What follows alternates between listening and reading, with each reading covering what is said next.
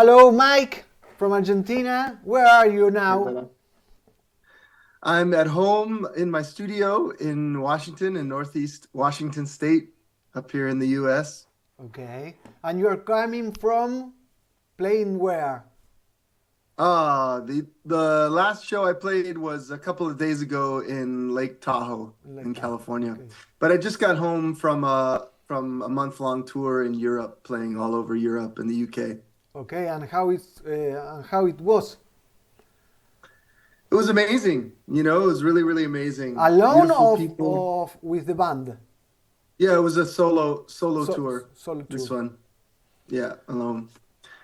So yeah, it was beautiful, man.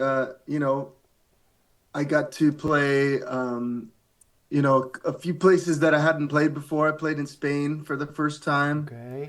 I played in Greece for the first time. I Nice. played, I've played in Portugal before once, but it was a big festival, so I got to do my own kind of club show in Portugal. It's beautiful, and I played all over France and Germany and Switzerland and England and Wales. So Work. yeah, I A got lot to of work. visit a bunch of places. Yeah, a lot of work, but a lot of beautiful smiling faces, a lot of joy, a lot of connection. Okay, and we are making this interview about your new album that it's called Leaders. And I was listening and thinking about how do you think this album, the concept of this album, because it's like a big story telling some in some way. Yeah, I think well, it's a pretty complicated complicated answer, but I think really I started with first of all, I guess to explain it, it's not just this one album because I have two more albums called Teachers and Healers, Yes. and all three albums were made all at the same time. Okay. So it's actually a much bigger project than just the album Leaders. Okay. And I'm going to be releasing, these next two albums over the next year or two. I And haven't really set the dates yet. some of the songs, like "Children of the Heart," are old songs, like have a lot of years. Yeah, so I think because I took a long time between after I released, I released Love Will Find a Way in 2015, and I released Love Overflowing in 2016. Yes. And then between that time, I haven't, I've released singles and I've released, an EP and stuff, but I haven't really released a full album. So I was really kind of taking my time, and, the whole thing with COVID happened, which kind of slowed everything down. And I had a big move, I moved from Hawaii to Washington State. Yes. All of these things kind of just slowed down my whole process. And, but during that whole time, I was working on music and also, recording this project. So, it's been a long time, and some of these songs have been around for a while, some of them much longer than Children of the Heart, even. Okay. A song like Blue Skies, for example, on the album Yes. is a very old song that came from a band that I played with before I did my solo thing, a band called Dub Conscious. I'm not Yes. sure if you're familiar with that, but I Yes. released an album with that band in 2010. But even with that band, I had a bunch of songs that I never recorded or released. So some of those songs made it into this project. So it's kind of like a big project of a lot of music that spans a long time. Some of the songs are very new, some of them are very old, but they all just kind of felt like they fit together. Yes. And with my band, when we decided to start recording this project, we had been working on so much music, and we'd been playing a lot of music live. Songs like Children of the Heart, which it wasn't recorded, but we just started playing it live. And that song in particular is a song that kind of just was written in a live format. It was just kind of a jam, and we would play it live, and I would sing, and new lyrics and new things would come out, and I didn't really write anything, sit down and write anything at home. It just sort of evolved live. Every time we would play it, it would grow a little bit, and it sort of eventually turned into a song.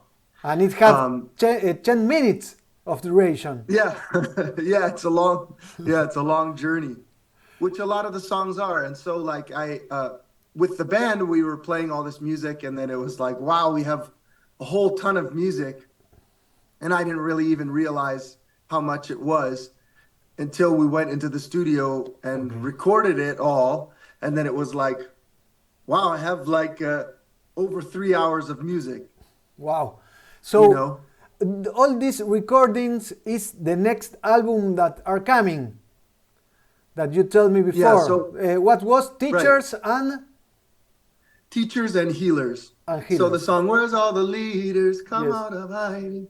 Where's all the teachers, we need you now. Is the next. To all the healers. Yeah. And the next. So, okay. Yeah, right, exactly. And so just like the album Leaders, this song, continues to emerge in different ways over the next 2 albums as well. Okay, like completing itself. Yeah, exactly. Exactly. So yeah, like you said, how did I kind of come upon that idea? Well, it just sort of happened, as we're recording it, and I'm, that song, Leaders, was really the kind of the cornerstone of the idea of the album, Yes. And so it feels just like sort of, also it feels like the base of the album. Right. And it's sort of the message. Yeah, it's sort of the message that's woven throughout all the music. So yeah, having that kind of idea of, I don't know if I would call it a concept album, because it's not necessarily as well thought out as an album like Pink Floyd's The Wall or something like that, where it's like truly a story with a movie and everything. Yes. But it's that just is more extreme. It's like it's too much, but it feels like I know that musicians don't feel comfortable of when you say a concept album, like you think of Pink Floyd, like you have written it in order and making the blocks, but it feels like, and sometimes the concept, I'm a graphic designer, so it's different, but it's the same in a way that the concept also is growing with the idea. Like you have 1 song, 2 song, 3 song, and you link them, and maybe in the middle is the concept. So right, it's an inspiration that sort of comes as you're creating. It's not like I started out and I said to myself, I'm gonna make this project and it's gonna be 3 albums and these are the names of the albums and this is how it's all gonna flow. It just kind of started, and it was like, well, it's a lot of music, and we'll record it all, and then as we're recording it, I'm sort of starting to see how it all fits together. And then, one of the big differences for me on this album than anything before that I've done is that, all the albums before, I wrote the music and I arranged the music, but I didn't mix the music. I was there at the sessions with the mix engineer, and giving my notes and everything. But this time around, I mixed it all myself. So that was another big part of it for me, because, that's kind of the stage at which you decide, you have all this music and it's kind of in its raw form, and then you get to sort of massage it and figure out where each piece is going to fit and how everything's going to flow together, and the real sound of everything. And for me, sound is so much connected to feeling that was a huge part of it for me, is just really developing the sonic characteristic of the whole project together.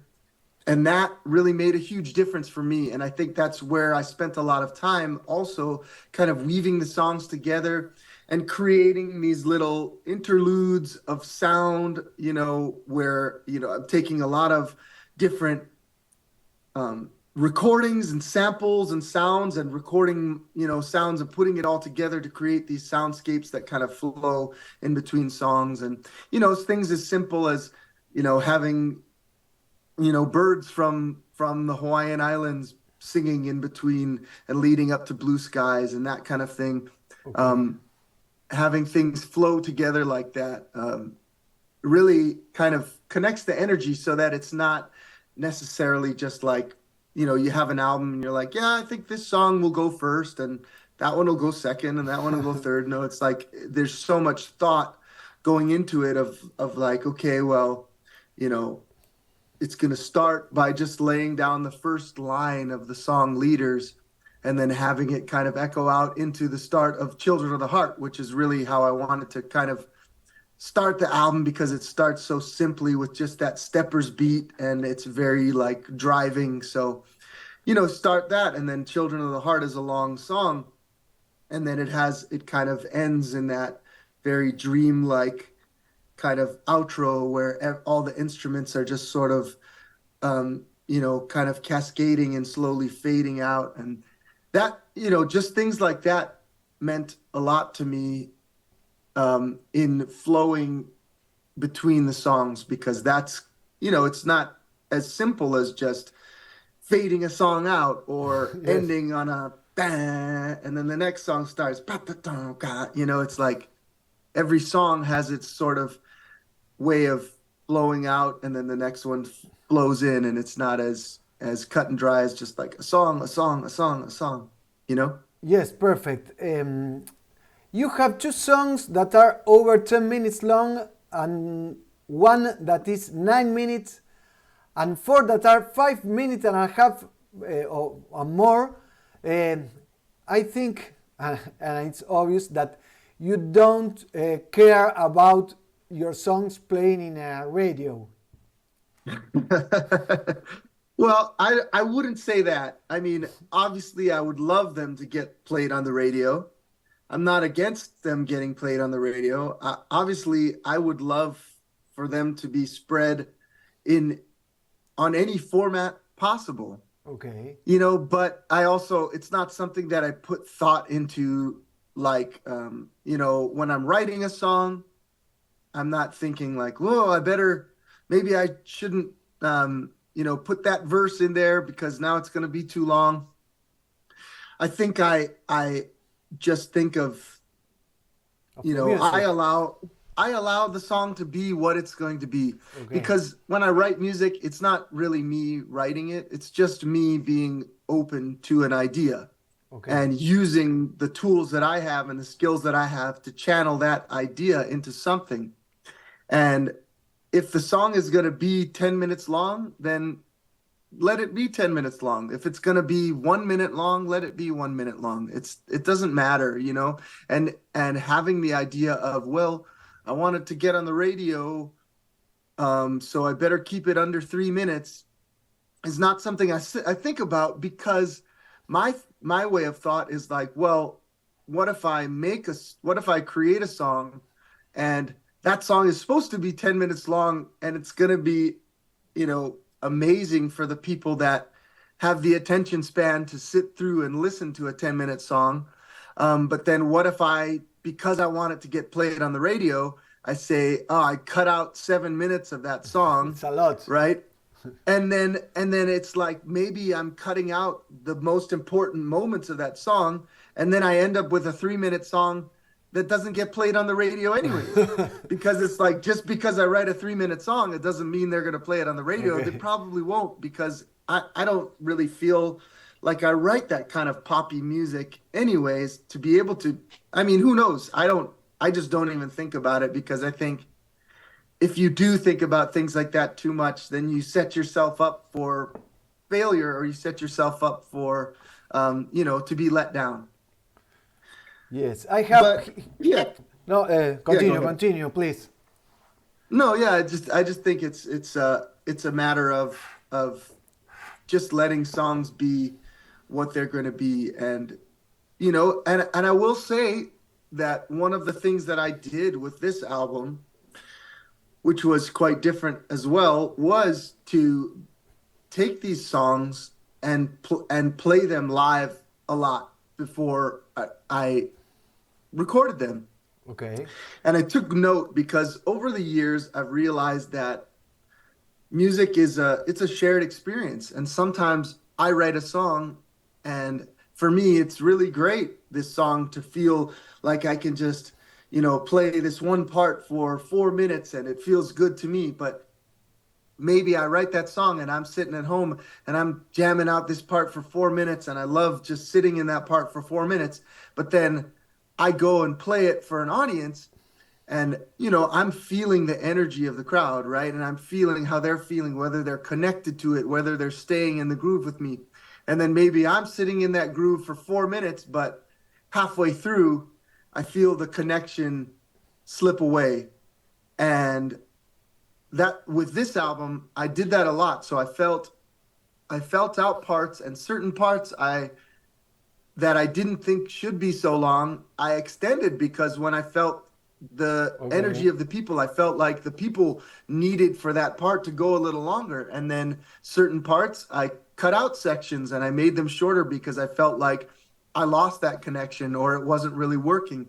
And so I did really feel that out. And that's why I feel like, you know, when I listen to it, and I hope when you listen to it and everybody else listens to it as well, that you have a 10-minute song like Children of the Heart or Temptation or something, and you're not just like sitting through the song and, you know, going, oh, when is this part going to be over? Come on. I feel like, yeah, like it's always moving, and you know, even though it's a 10-minute song, it's sort of like 3 or 4 songs wrapped into a 10-minute song, where there's so much movement and so much change, Yes, and dynamic build and drop, that it's like you don't get to the end of the song and go like, wow, that was a really long song. That could have been a lot shorter. You know, my hope is that nobody feels like these songs are too long, you know? No, it's that way. I have to recommend you an artist from Argentina that died like 10 years ago. He's called Luis Alberto Spinetta. He also make songs like 10 minutes, 15 minutes that are incredible. I will send you then a link from one song that it's incredible, Cantata de Puentes Amarillos. It's more like 3-4 songs together mixed, but it's a trip. Yeah, you will like it. I know you will like it. It sounds like my vibe. Yeah, I really, you know, I was kind of raised on that kind of music because, you know, my dad really shared a lot of music with me growing up, and, you know, a lot of music like Pink Floyd and like Crosby, Stills and Nash and the Beatles and things where, you know, there are, you know, songs, and I also grew up playing classical music, you know, and I learned classical piano at a young age, and my parents exposed me to a lot of classical music, and I went to the symphony a lot as a child, and, you know, and those elements of music always really spoke to me, you know, the idea of, and it's interesting because I play reggae music, you know, and reggae music is traditional reggae music, you know, from the 70s, which is what I'm most influenced by. You know, obviously Bob and the Wailers, Peter and Bunny, and, you know, the Abyssinians and the Congos, and, you know, bands like that. Yes. I love them all. It's like my my reggae style.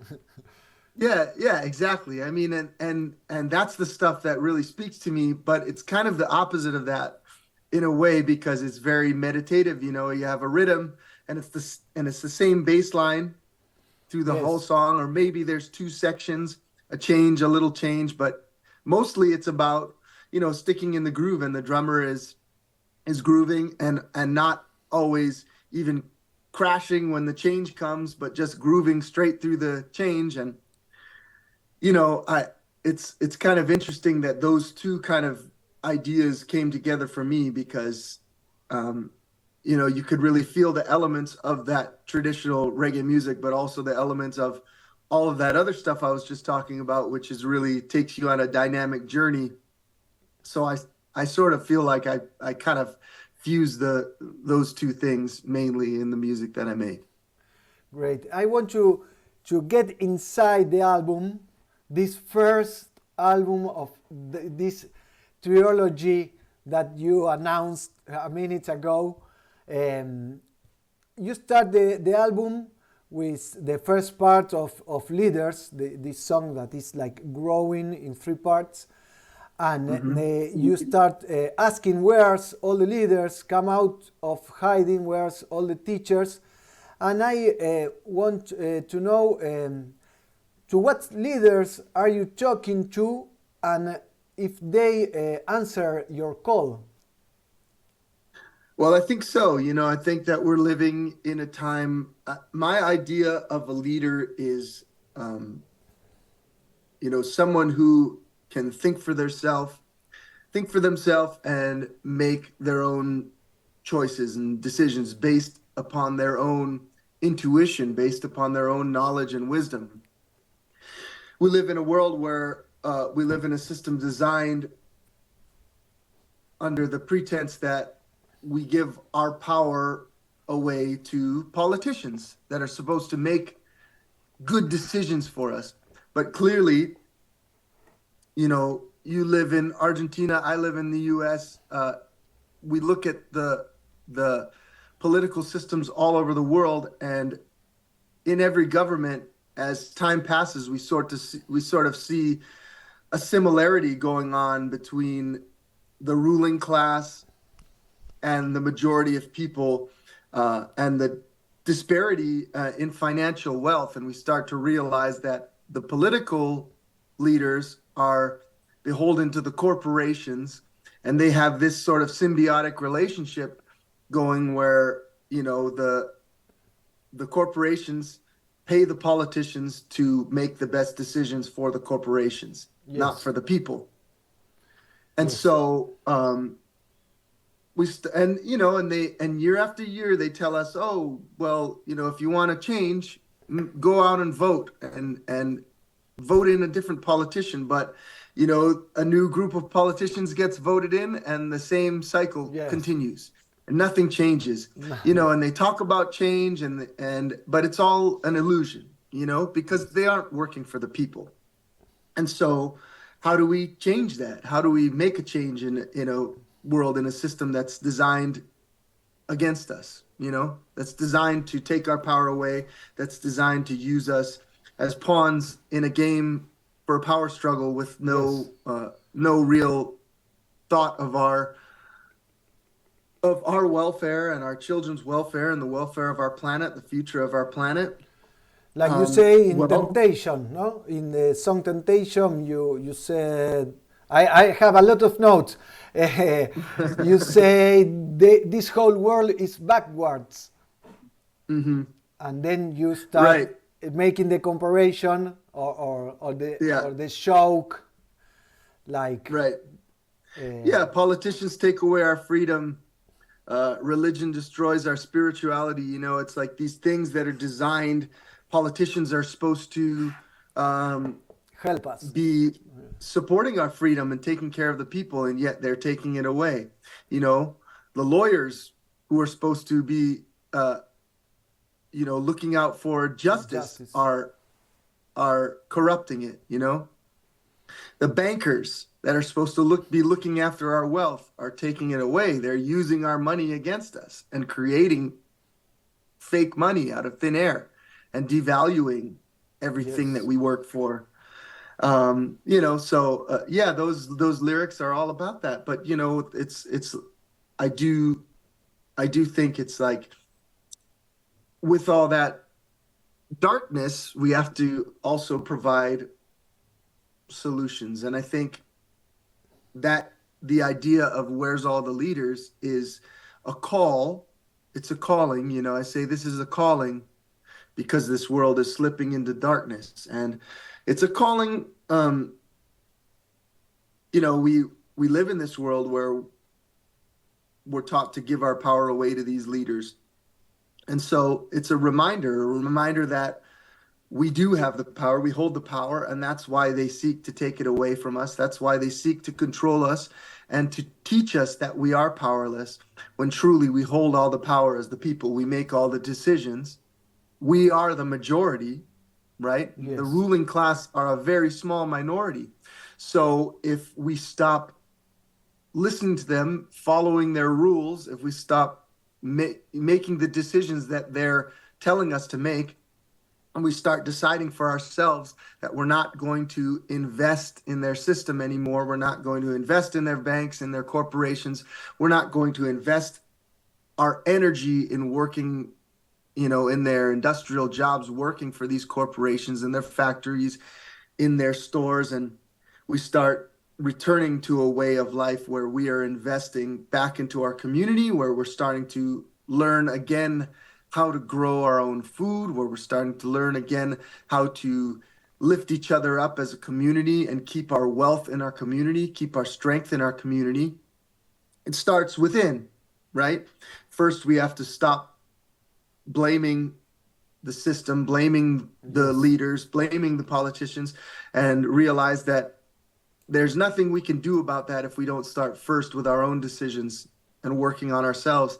And then in that way, we start making better decisions within our families and being leaders in our families, leaders for our children, and start being leaders in our community. And when people start seeing us making these better decisions and crafting a different way of life that is divesting from the system that's seeking to control us and doesn't have our best interests at heart, then we become leaders in our community, and then we inspire others to be leaders around us. It's the idea of we don't need anyone to lead us. As individuals, we should have the intuition, and we should be teaching our children the wisdom, the knowledge to be able to lead themselves, to make their own best decisions without the decisions of the... It's like a calling to wake up and open our eyes, more or less. Exactly. What are you talking about? Okay. In the second song that we talked about before, Children of the Heart, you are a warning to all the nations, don't turn your back on the vampire. I love the song, it's a trip. But I was hoping you can explain me the same way you explained me before. What are you looking? I'm very interested in the message of your music. I love it because it's like what I look in reggae music. It's like this type of songs that I think the world needs to hear. Because it's we were talking about that, right? So it's message based, yeah. And there's a lot of reggae music out there now that doesn't really follow that that Rastafari fundamental, peace, love, unity, connection, but also and that's a theme through I think most reggae music, but also the revolution. And remembering to think for yourself.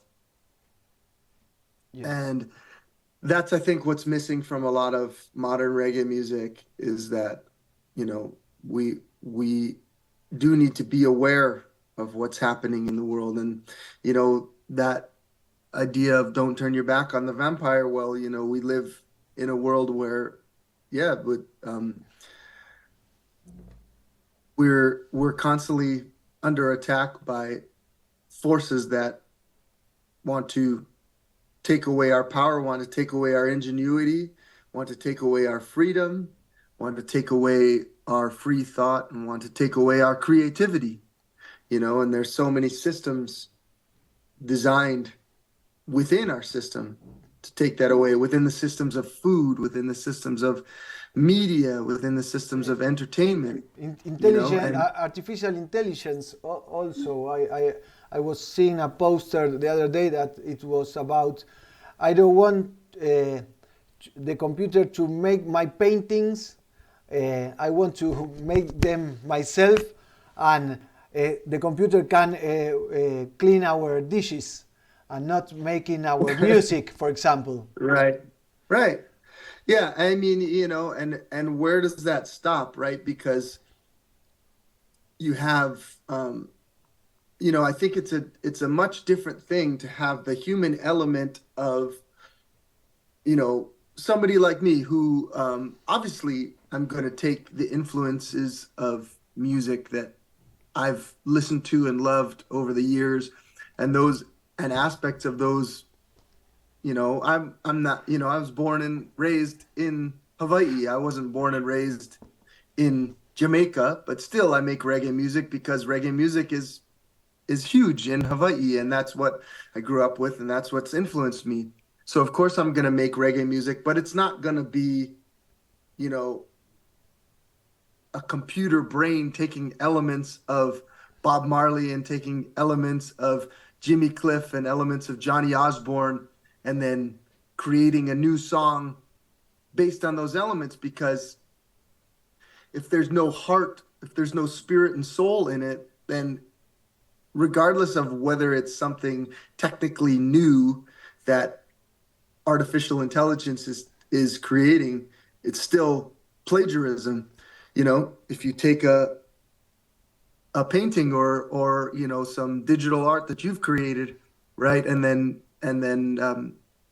your artificial intelligence is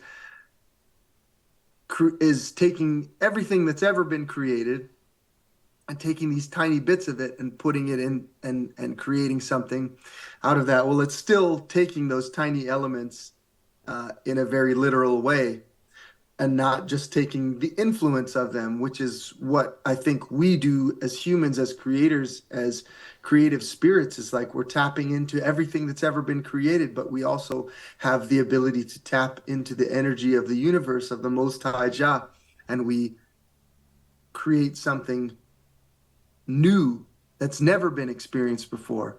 And I don't think artificial intelligence is able to create that. I don't think it's able to create something new. It's just creating something that's an amalgamation of everything that's already been created. So it is plagiarism, in a very cunning and crafty way, which is like so indicative of it being something systemic. It's like Yes. it's always how they move, in this very cunning and crafty way, and they keep things in the shadows. And yeah, I agree with you. I don't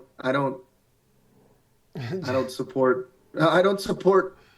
artificial intelligence in art. I also don't really, I think I have a lot of people that I know that are like, they're using it for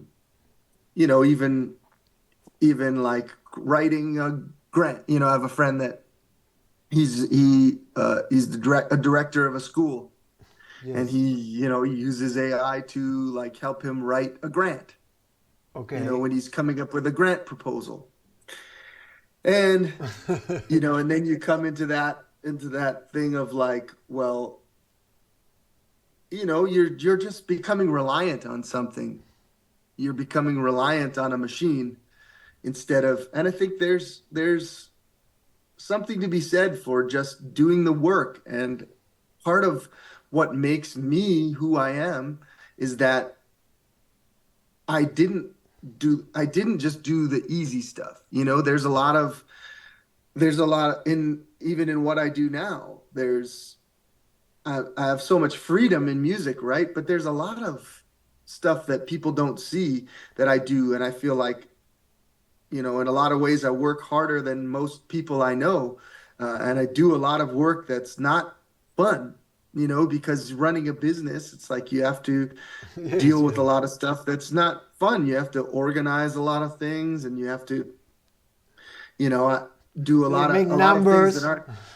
Yeah, like it's not just like sitting down and playing my guitar and writing a song and then going to a gig and play. It's a lot of work, you know. And if you take away all that hard work, then you're missing most of the story that is the support, is the foundation of that creativity, you Yes, know? it's the start of a movie and the end of the movie, and you miss the story.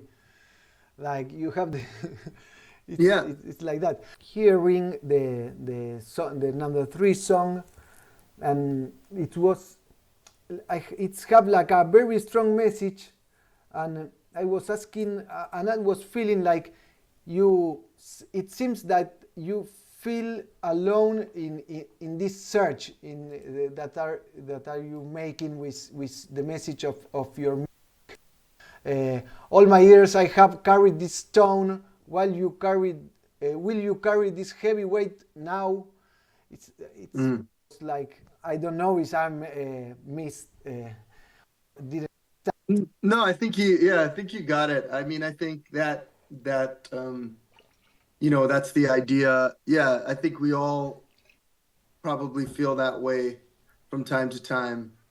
Like we carry this stone, we carry this weight of the path that we are intended to walk, I think, and the work that we are intended to do in this life. And I don't know, maybe as a musician and somebody who kind of travels the world, and I feel like sometimes people depend on me for music, for healing, for direction, um and while I don't feel like, I guess, like in a way, it's like I'm carrying this message that I've been given, and it's so it's so powerful for me to be able to receive these messages and be healed by them, and then to see how many people, as I go out and I travel the world and share this music, to see how many people are affected by it, and how many people are uplifted by it, and saved by it, and nurtured by it, and nourished by it, that it does feel like, I I hesitate to call it a burden, but it's a responsibility that I feel like I need to carry and work harder. And I'm always feeling like it's such a great gift and such a great honor to be able to be given something like this to carry and to share, that I always sort of have this sense of, well, I could be working harder, I could be doing more, I could be sharing more. And so in that way, it's like, yeah, it's this kind of stone that I carry that is my burden, but there's also the aspect of it which is like, you love your stone, maybe? yeah, right. And but then there's also the aspect of the song that seems like I've been digging this hole my whole life. How long have I been stuck in this cell? You know, and it's kind of about also breaking free of that idea of the burdens of life, of digging this hole that just keeps getting deeper and deeper and deeper. And we all do that to ourselves as well. We dig ourselves into these holes, and the older that we get, the more we get stuck in our habits, and sometimes these habits are self detrimental. Yes. They're self destructive, and they're destructive to others. And I think, I'm sure you probably have things like that you struggle with, as we all do, as Yes, I yes. do. And that's part of it as well. That's part of that song as well. And remember, it's the idea of um, letting go. And that's why the choruses are, the two choruses are about, letting go and being able to wash, you know, everything away in the river and become a part of the Yeah. river. And then, to Like a walk through nice the image. fire. Yeah, and then the second chorus is walking over the coals and embracing the burning fire and then becoming a part of the fire as well. That this And that's go for it.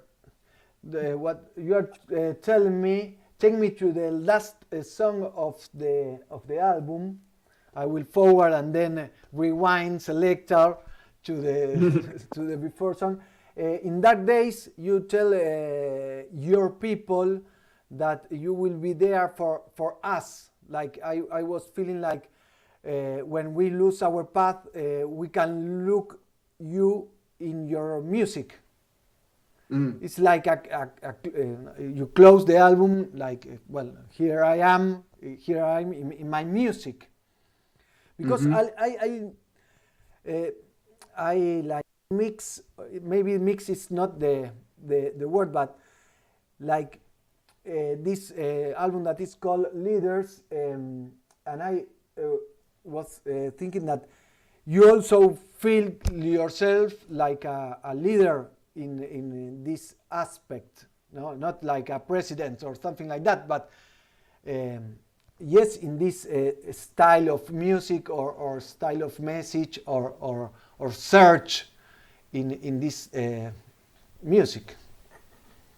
Yeah, right. I mean, I think that's the idea, and that's the essence of it. Is like you don't have to be some great big, you don't have to be a Martin Luther King or a Nelson Mandela to be a great leader, or a Gandhi or a Bob Marley, or Haile Selassie. You don't have to be this great, powerful, amazing force.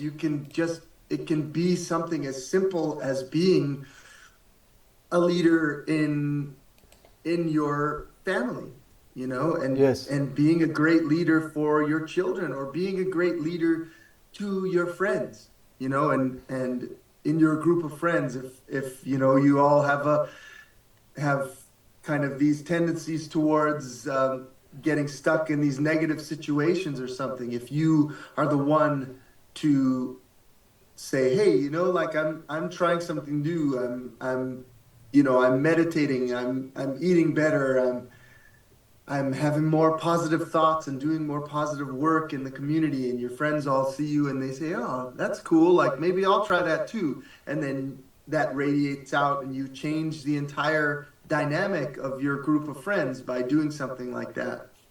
And that's really what the kind of leaders that I'm talking about. So yeah, I think in that way, I can be a leader too. It's not something that I ever, asked for or wanted. Obviously, I don't want to be a politician, I don't want to be that kind of leader. But I think, yeah, in with every choice you make, you do end up being a leader because you influence those around you. And so, you can make positive choices and be a positive leader, or you can make negative choices and be a negative leader. But, if you're a father, your children are going to be, they're going to be influenced by you no Yes, matter what. a lot. If you are a brother, your sister is going to be influenced by you. Even your parents are going to be influenced by you eventually, by the choices that you make.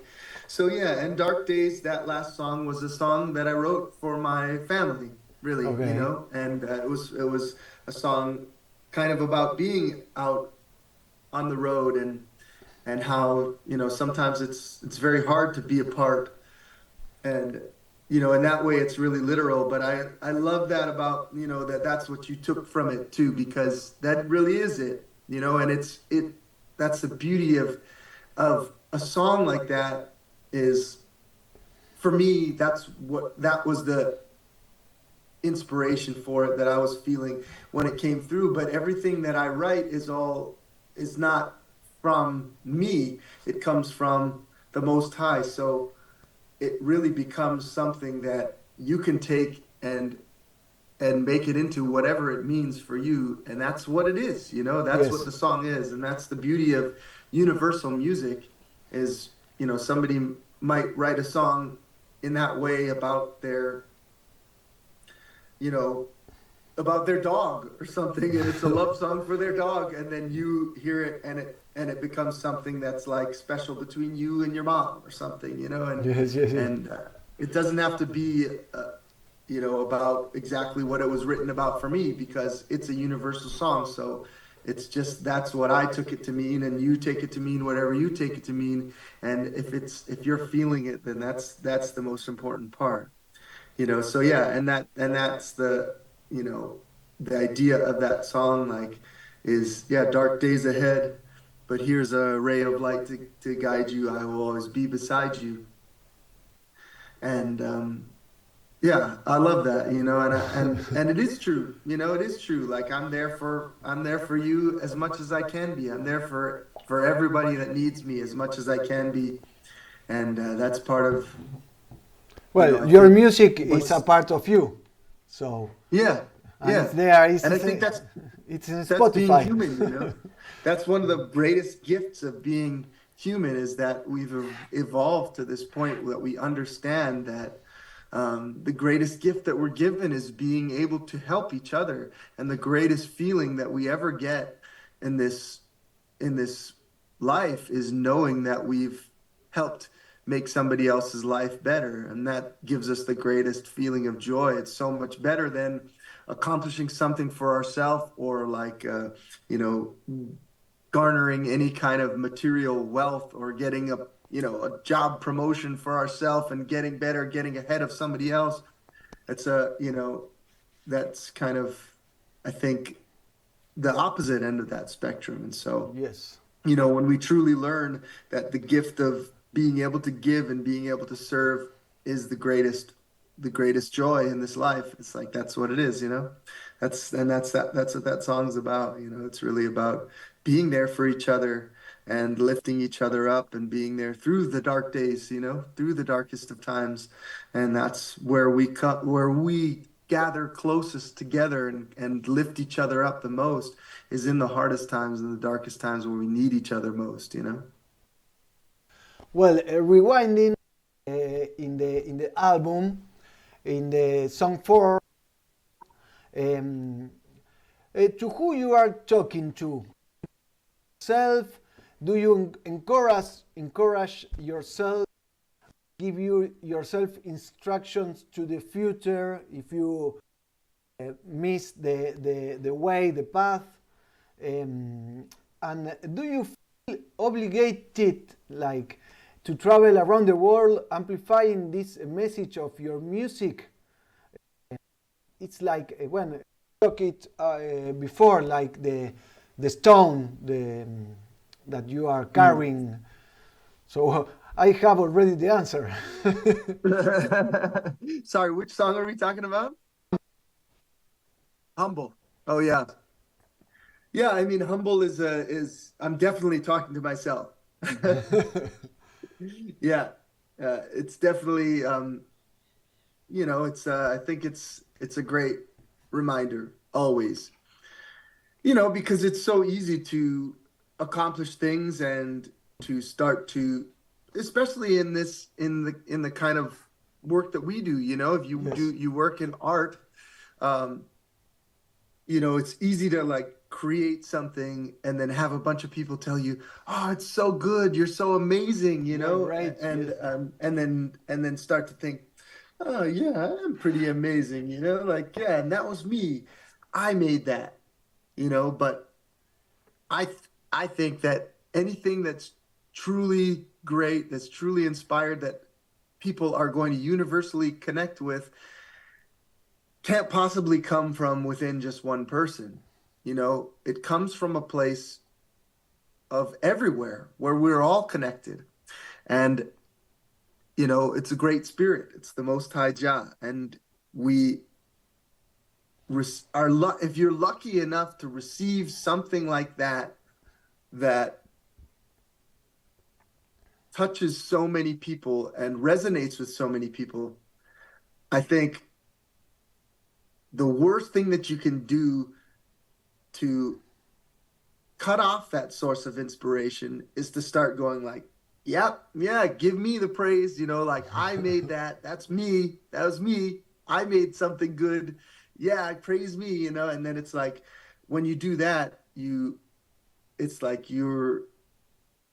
you're not acknowledging that that amazing inspiration came from somewhere else and came through you, and now you've been given the gift of being able to share something so special, that it touches so many people, and yet you're not acknowledging the source of where it came from. And so when people thank me for something that I've created, within my spirit, I'm immediately taking that gratitude and giving it up to the Most High, because that's where it truly comes from. So humbly and graciously, I accept it, but I don't keep it for myself, you know? And so Humble is a song that, I wrote to remind myself of that, And there's a lot of different, even within the verses there, there's a verse that talks about judgment, that during the time when I was writing that, I was going through, a hard time of a musician that I was working with, that I loved working with, but I felt was like, it was hard for me to work with him because there was so much judgment coming from him to me and everything that I was doing, that I started, it started really affecting me, and I started becoming insecure in music that I was making and my musical ability, because he was such a fantastic musician. But it's sometimes it's hard to work with people that are incredibly talented, because they do become very egotistical. And so they judge others around them, and they, nothing's good enough for them. And it's a hard way to live, and for me, I had to write that, I had to receive that message, and it was like, don't take it personal if your brother man judges you, because only you and Jah know the reasons why you do what you do. And that's the truth, it's like, when you realize that, then any judgment that anybody has on you, you can let it go and release it and say, well, that's just their own opinion, issue, and that's the next line, is he is probably acting out of some insecurity, so just give him all your love and a big hug. Yeah, right. And that in the end, that's what I did, and it really helped me through realizing that it wasn't even anything to do with me, And so that's, I think, a huge part of it too, is like being able to allow everyone their own journey, and to be able to not let it affect you, and that, that also in turn, it doesn't feed their ego, and it doesn't feed their own demons, and yes, it helps them to work through it too. So yeah, that's kind of a lot of that song in a nutshell. And you take that, all that living, all that problem, and you transform into a beautiful song that it's like a very nice. I love how artists. I'm a rough, a little rough with my English. I love. No, you're great, man. It's far, far, far better than my Spanish. I love what artists can do to transform that life moments, good, bad, mediocre, and transform it to a song that afterwards we found ourselves singing in the bathroom, for example. Yeah. It's crazy. And yeah, absolutely. I think it's as you being an artist as well, when you are in your toughest times, you turn to your art to be able to transmute that energy to get through a hard time. And then, if your art form is painting, you go and you create a painting, and often you don't even know where you're starting. And then you end up with something that's like a message for you that helps you release all of that and get through it. And I think that's one of the greatest blessings about being a creative person, is you don't have to wait for a song to come along or something artistic or a poem or something to come along to help you get through something, which is what a lot of people do and why a lot of people turn to the music and the art that we create is because they need something like that to be able to express how they're feeling at the time and to get through it and to be able to get the tears out or you know, dance away the pain and suffering or celebrate or whatever, and they turn to the music. But for me, it's like I turn to writing music when I'm dealing with the hardest experiences, and that gets me through it. And so I think it's a great privilege to be able to have the songs come that I need and not have to, you know, kind of search for an artist that really speaks to me. And you know, and I do that as well, of course. You know, I have tons and tons of music that I love that I turn to help me, you know, grieve, to help me celebrate, and everything in between. But it's also nice to be able to do it for myself, you know? Yes, I think so.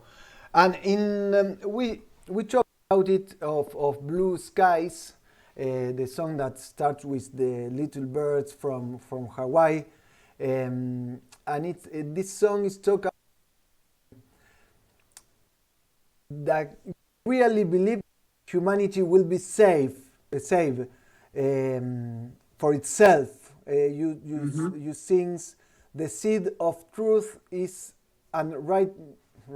Can you say it? You have better English than me. Righteousness. Yeah, Righteousness righteousness. will soon converge. So, and sometimes I have my doubts about this, but my hope is that we can save ourselves, of course.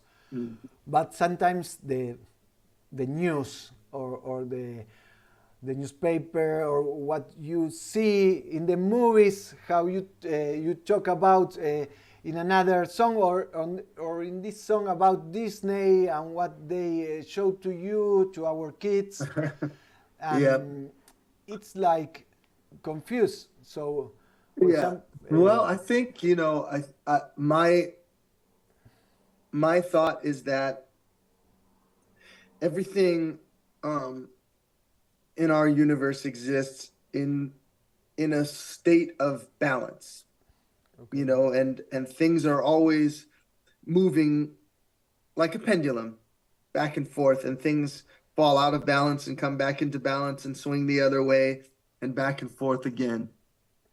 And so I think that the greatest force in our world is balance. And while we live in a time now that things are drastically out of balance, I feel so many elements that because of that are working against it to bring back into balance. And, you know, even the awareness that people are waking up to that state of imbalance is very telling, I think, of the time that we're living in. And you see more and more people just waking up and experiencing a conscious awakening and wanting to do something about it and take action to help bring things back into balance. And I absolutely agree. You know, I agree with you that, you know, we have a genocide happening in Gaza. We have humanitarian rights crisis in the Congo, war in Sudan, and a lot of you know, problems. yeah, yeah, and people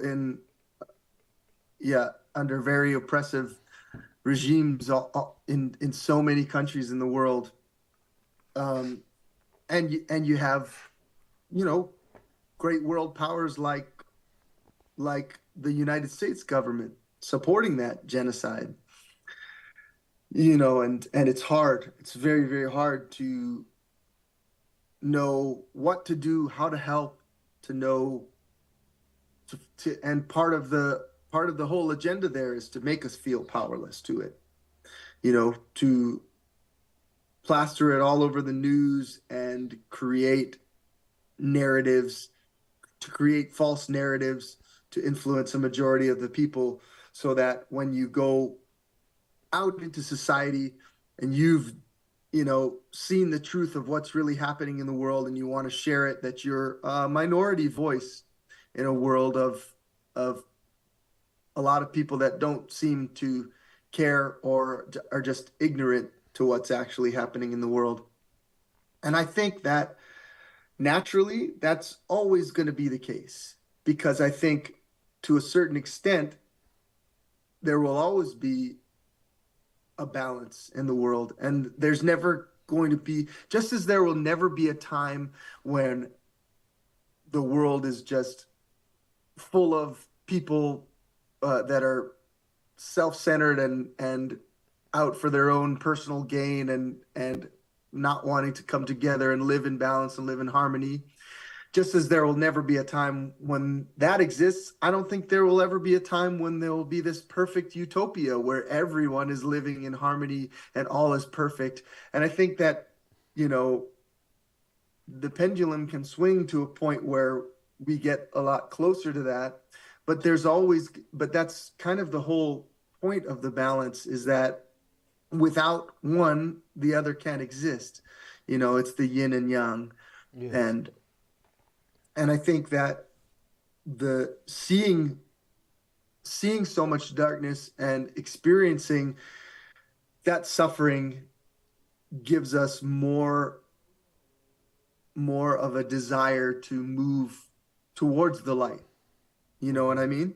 Yes. And so I Yes. think that it's all, in the end, it's all necessary, because I think that this whole thing, in a way, being human and living these lives that are so short, and we have these experiences, and depending on what you believe, we come back again and inhabit different forms and learn more. But I think it's all really, in a way, a simulation that is designed to give us a spiritual experience, to be able to grow. And I think that there will always be spirits that are at all these different points of their evolution. And I think to experience this spiritual growth, we have to experience it all. We have to experience all the darkest experiences, the feeling of knowing what it is to be oppressive to others, and to want and desire that wealth and that power over others, to be able to know that it just doesn't feel good in the end. It's not going to nourish your heart. It's not going to give you a feeling of light, of freedom, to be able to control others and to feel that kind of lustful and greedy nature. And I think that's why, it's built into all of us, and we've all at least, in our experiences in this life alone, had a taste of that. And if we were so spiritually evolved to have already experienced that, then we are reminded of that experience, to know that, oh, that's something I absolutely do not want. I don't want that kind of power. I don't want that kind of experience. I'm going to stay as far away from that as possible. But I think to know that already, and to intrinsically know that in your spirit in this life, you had to have at some point fully experienced what it was like and what the outcome of following that road was. And so I think that eternally, this, whatever it is, wherever it is that we are, this universe or this multiverse or this simulation or whatever it is, uh, I that's my feeling, is that's what it's designed for, is to be an experience of spirit embodying a physical form, to be able to have this time and experience this all. So, I know that everything that's happening in this world now is happening for a reason, and that we all came here in this time because we knew there were things that we needed to learn here and experiences that we need to experience here. And if we came here to experience the worst of what this world has to offer, then we are gaining something from that, even from the pain, even from the suffering, even from the hatred.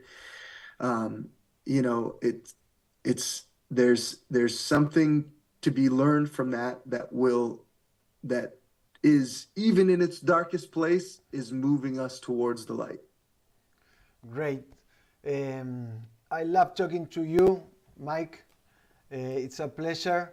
Yeah. I think we go through maybe all the songs, so Yeah. it was very interesting. And this album is in vinyl. Yeah. Great. Send some to Argentina, please. Yeah. Yeah. I know. I definitely know we've sent some down there, and when I come, and visit you guys, like I said, I'm working on planning a tour down there to come see you again. The last time I was there, I played a show in Buenos Aires, In and Niceto. that was maybe, Yes. yeah, and that was maybe that was maybe my favorite show of the whole tour. It was such a amazing energy. The people there were so beautiful, and I can't wait to come back and visit you guys again. We are And waiting it's an for honor you, talk. man. Yeah, man, it's an honor talking to you again. I always enjoy our conversations. It's a pleasure. So, Yeah, Mike, buddy. see you soon. I will listen your album. And when are you planning to launch the other two parts of this project? I haven't really decided yet. I kind of planned on, my idea was that